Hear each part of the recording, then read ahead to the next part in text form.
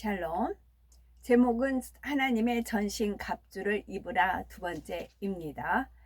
에베소서 6장 10에서 12절을 통해서 하나님의 전신 갑주를 입어야 하는 이유를 살펴보았어요. 13절에는 하나님의 전신 갑주를 취하라. 이는 악한 날에 너희가 능히 대적하고 모든 일을 행한 후에 서기 위함이라 하셨지요. 하나님의 전신 갑주를 취해야 하는 이유를 좀 더 구체적으로 살펴보면, 먼저는 악한 날에 원수 마귀 사단을 능히 대적하기 위함이죠. 여기서 악한 날이라는 것은 원수 마귀 사단이 권세를 잡고 이 땅에서 어둠을 주관해 가는 날을 말합니다. 다시 말해서 어둠의 세력들이 공중 권세 잡은 그날부터 주님께서 다시 오실 때까지의 시간을 말하지요. 원수 마귀 사단은 주님께서 다시 오실 때가 가까울수록 자신들이 주관하는 악한 날이 얼마 남지 않았음을 알기에 더욱 악을 바라게 됩니다. 그러므로 하나님의 전신 갑주를 입어야 더욱 깨어 근신함으로 오직 다시 오실 주님 앞에 담대히 설 수가 있어요. 모든 일을 행한 후에 다음으로는 모든 일을 행한 후에 다시 오실 주님 앞에 서기 위함이지요. 여기서 모든 일이라는 것은 하나님의 자녀들이 원수 마귀 사단과 대적하고 이기며 행하는 것을 의미를 합니다. 개인적으로는 죄와 싸워 이김으로 이뤘던 하나님의 형상을 회복하는 것이고, 교회적으로는 하나님의 나라를 확정시키기 위해서 어둠의 세력과의 싸움에서 이기며 충성하는 것을 말합니다. 이처럼 하나님의 전신갑주를 취하여 죄를 피 흘리기까지 싸워버리며 자신에게 주어진 모든 일을 생명 다해 감당해야 주님 앞에 섰을 때 잘했다 칭찬받을 수가 있습니다. 그러면 우리는 하나님의 전신갑주를 어떻게 취해 나가야 할까요? 제가 어디 좀 참고적으로 틀린 문제 다시 풀기라는 그런 이제 설교를 들었어요. 제가 거기서 취할 것이 있어서 거기서 딱 바로 이거구나라고 이제 호응해지는 부분이 있었어요. 학교에서 이제 문제를 풀 때 틀린 문제를 내가 제대로 못 풀어요. 그런다고 그것 때문에 2학년이 3학년으로 못 올라가진 않아요. 단지 못했을 뿐이고 3학년 또 올라갑니다. 3학년에서도 뭔가 좀 제가 본인이 모르는 거 있어요. 그런다고 3학년에 영원히 머무르지 않아요. 또 세월이 가면 4학년 올라갑니다. 그러나 그 문제 여전 못 푸는 건 마찬가지예요. 그거는 우리 육의 세계에서는 통하는 문제인데, 영의 세계에서는 내가 만약에 혈기가 있어요. 근데 이 혈기를 분명히 버리라고 했고, 혈기는 하나님의 의를 성내는 것이 하나님의 의를 이루지 못한다 되어 있어요. 그런데 그 혈기를 성을 내는 거, 혈기를 내는 걸 버리지 않았다. 그러면 결단코 위로 못 올라가요. 결단코 올라갈 수가 없어요. 내 여전 거기에 머물러 있어요. 그러니까 버리는 게 복이에요. 빨리빨리 내가 죄를 발견하는 대로 또 발견되는 게 복이고요. 그거를 불같이 기도해서 위에 주신 은혜와 능력 또 성령의 도우심 내가 버리고자 하는 그런 노력을 인해서 버려 나갈 수가 있어요. 그랬을 때 한 단계 넘어가는 거지. 만약에 간음이 있다. 그러면 내가 간음을 그냥 감춰놓고 포장하고 덮어놓고 해서 한 단계 올라갈 수 있다? 하나님은 속일 수가 없어요. 그래서 간음을 하면은 여전 그 여자를 보고 음욕을 품는 것마다 간음한다 되어 있잖아요. 그렇기 때문에 그 상태에서는 다음 단계로 영의 세계 그 믿음의 그 단계로 올라갈 수가 없어요. 반드시 그 문제를 풀고 가셔야 돼요. 해결하고 가셔야 돼요. 그래서 속일 수가 없어요. 그래서 내가 여전 맴도는 이유는 뭔가가 거기서 맥혀서 그래요. 그 풀지를 못해서 그래요. 반드시 해결하고 그 다음 단계 넘어가야 되는 겁니다. 그래서 저도 그래서 물론 이제 저는 말씀에 의해서 이렇게 하나님께서 이끄셔가지고 그렇게 이제 연단 속에서 살았지만은 그래도 또 부족한 게 있으니까 오늘 아침에 또 그 깨우침을 주셨잖아요. 영 풀리지가 좀 개운치가 않았었어요. 이제 납득하고 인정은 하지만 그랬더니 그 다음 문제, 그 다음 답을 버리지 않고 떠나지 않은 이 말씀을 깨우쳐 주시기 위해서 또 그런 상황 여건을 마련하셨더라고요.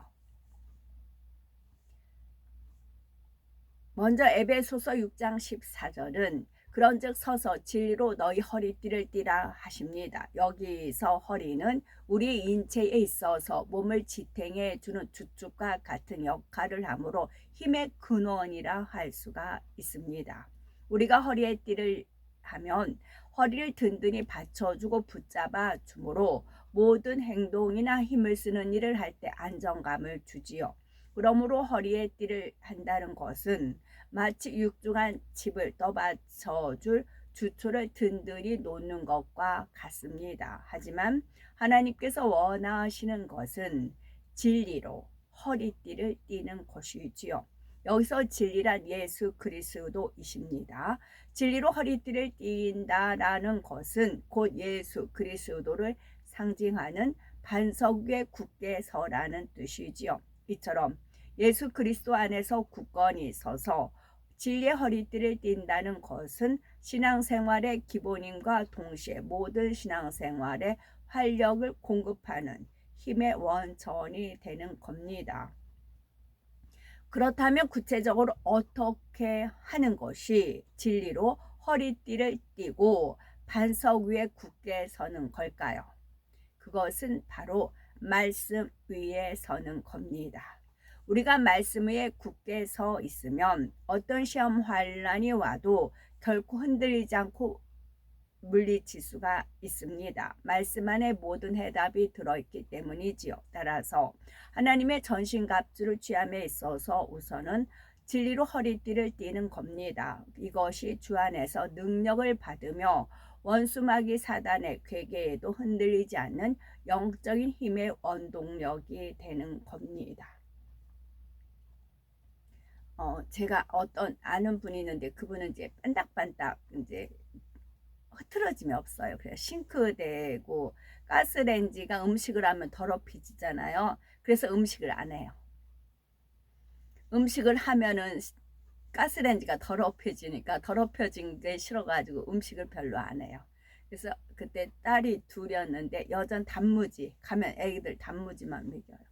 사다가 그런 반면에 저는 어수선해요. 막 집에서 돈가스도 빵가루 뭐 어느 때는 빵가루 식빵도 집에서 갈아가지고 빵가루 친히 만들어서 이제 그렇게 해서 직접 뭐 돈가스 같은 것도 해서 이제 외기 소스도 어느 때는 직접 만들고 그럴 열성으로 했어. 그러니까 여전 어수선하지요.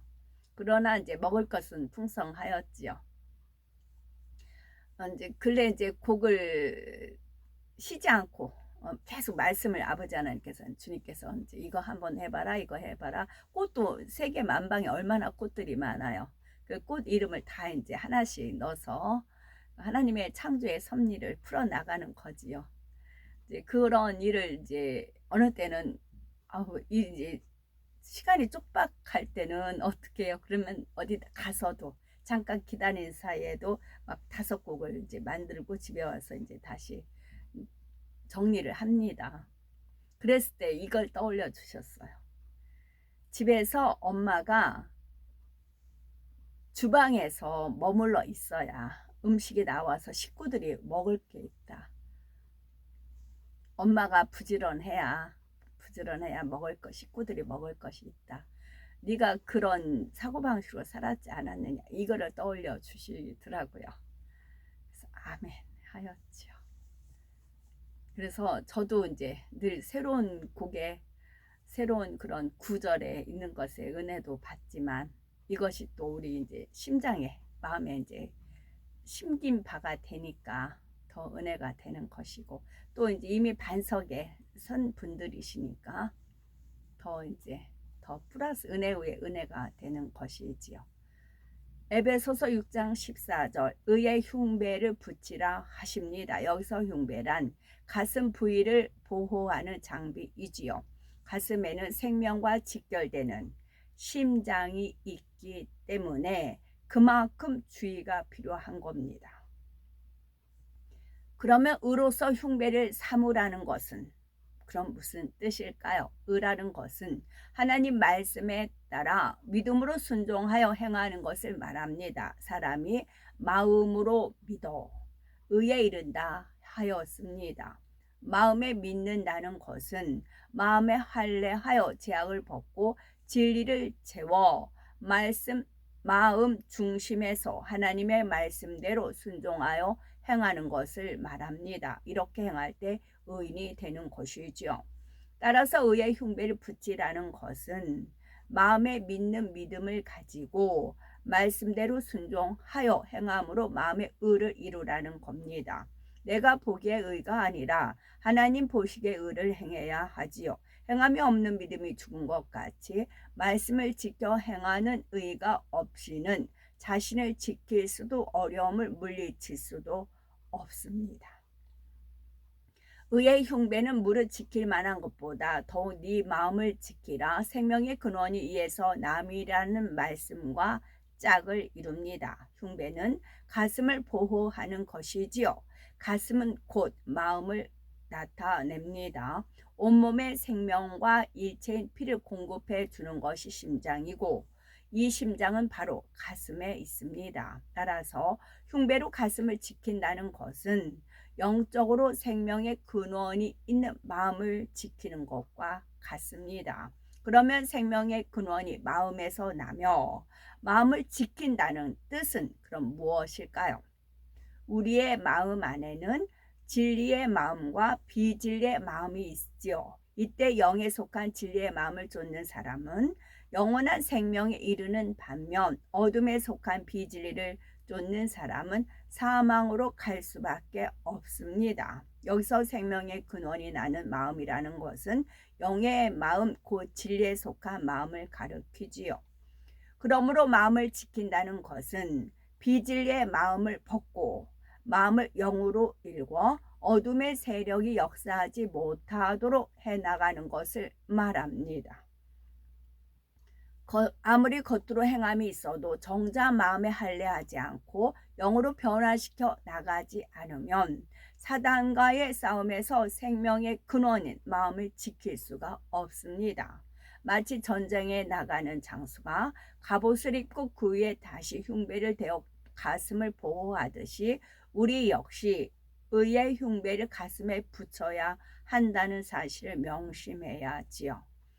출애굽기 3장 5절에 하나님께서 모세에게 이리로 가까이 하지 말라. 너의 선 곳은 거룩한 땅이니 네 발에서 신을 벗으라 말씀한 것이 나오지요. 지금 하나님께서 임재하신 그 땅은 거룩한 신을 벗으라는 것입니다. 사실 사람의 몸에서 가장 더러운 것은 온갖 악이 들어있는 인생의 마음이지만 행위적으로 볼 때는 각종 더러운 것을 밟고 다니는 우리의 발이요 신발이지요. 하나님께서 네 발에서 신을 벗으라는 말씀을 통해 하나님은 신을 신고는 감히 가까이 할 수 없는 거룩한 분이므로 그에게 나아가는 자는 깨끗하고 거룩해야 함을 알려줍니다. 그래서 15절에 평안의 복음에 예비한 것으로 신을 신으라 라는 말씀인 겁니다. 즉 마음의 할례를 받아 진리 안에 거해야 하나님을 만날 수 있다는 뜻이죠.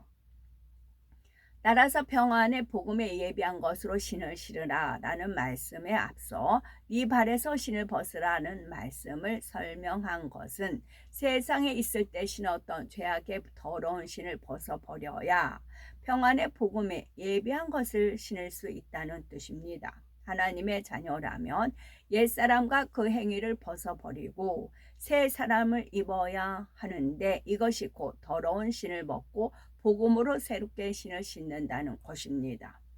그러면은 왜 복음에 예비한 것이라 하지 않고 평안의 복음에 예비한 것이라고 하였을까요? 이는 주 안에서 안식을 누리는 날로서 안식일이라 한 것처럼 복음 역시 우리들에게 평안을 준다는 이는 주일을 주 안에서 안식을 누리는 날로서 안식일이라 라고 한 것처럼 복음 역시 우리들에게 평안을 준다는 의미에서 평안의 복음이라 한 겁니다. 천국으로 가는 길은 역경과 어려움이 따르는 좁고 험한 길이지요. 그러나 복음으로 신을 신는 사람, 즉 진리 안에서 은혜 가운데 살아가는 사람은 기쁨과 감사함으로 그 길을 갈 수가 있습니다. 하나님의 말씀대로 순종하며 살아가는 것이 평안하고 행복하기 때문이지요. 그런데 세상에 대한 미련이나 세상적인 평안함을 그런데 세상에 대한 미련이나 세상적인 평안함의 유혹을 버리지 못한 사람은 원수마귀 사단 괴계에 넘어갈 수가 있기 때문에 반드시 평안의 복음의 신을 신어야 합니다. 평안의 복음에 예비한 것으로 신기만 한다면 아무 문제 될 것이 없습니다. 가시나 돌이 해할 수가 없고 어떠한 길이든 힘차게 달려갈 수가 있지요. 더구나 평안의 복음은 자신의 더러운 신을 벗고 복음으로 새롭게 신고자 하는 사람에게 항상 예비되어 있습니다. 그러므로 평안의 복음에 예비된 것으로 신을 신고 세상 사람들에게도 전해서 그들도 함께 신도록 해야 되겠습니다. 아멘. 샬롬.